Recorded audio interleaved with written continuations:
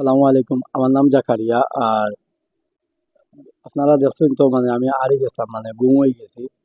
গেছে বৃহস্পতিবারে দুপুর 12টার সময় আমি আমার আমার বাসা থেকে নাস্তা করে আমি বার হয়েছি। আর নাস্তা করি আমরা বাসার কোনা ছাড়ছি, পয়লা টার্নিং সারিয়া বাদর টার্নিং করে আমি গেছি। যাওয়ার পরে ওখানোর মাঝে একটা সিএনজি আইছে।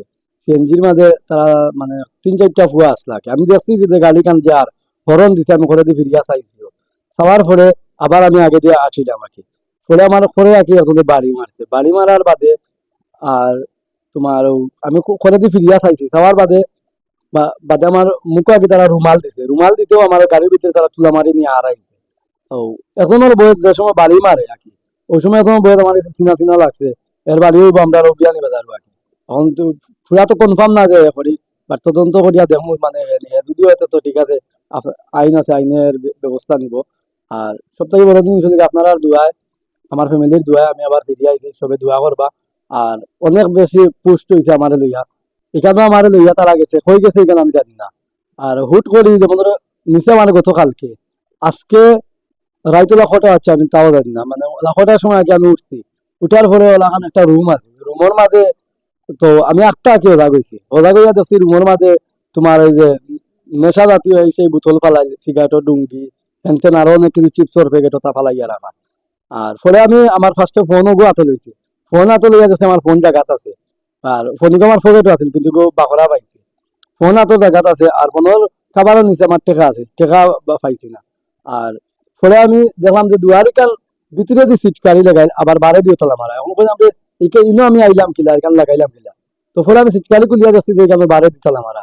আর সাইডে একটা জানালা পাইছি, জানালাও একটা আমি খুলছি, খুলিয়া দিয়ে কি এখন জানালার বারে দি একটা মানে বাতিল লেখা নিয়ে দিয়ে আগলা দেওয়া, ওই বান্ধিয়া রাখা আর কি।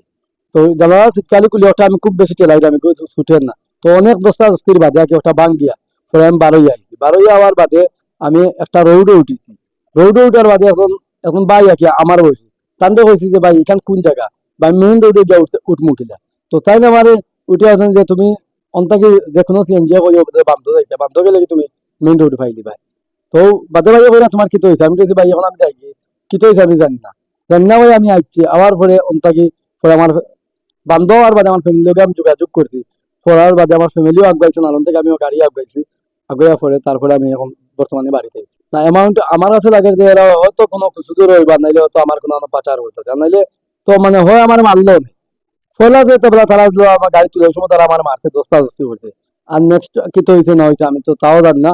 আর হিকানো যে আমার দেখলা যে রাখছে, এখন ধরলেন আমি যে বাড়িতে আছি, আমি আস্তে আস্তে মানে আমি মানে আমার মানে মন উক্তি করলাম যে হয়তো তারা আমার কোনো আমি খাটিয়া ফেলাইলো না, নাহলে আমার কিচ্ছু নিয়ে গেছিল না, হয়তো কিডনি যাও আছে।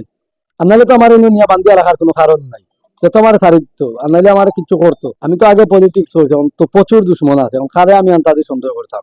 বাট এখন যে আমার বাড়ি মারছে, এরা আমার চকুত লাগে যে এখন মানুষ। আর তোমার যে তার বয়সটাও আমার কাছে চিনা চিনা লাগে।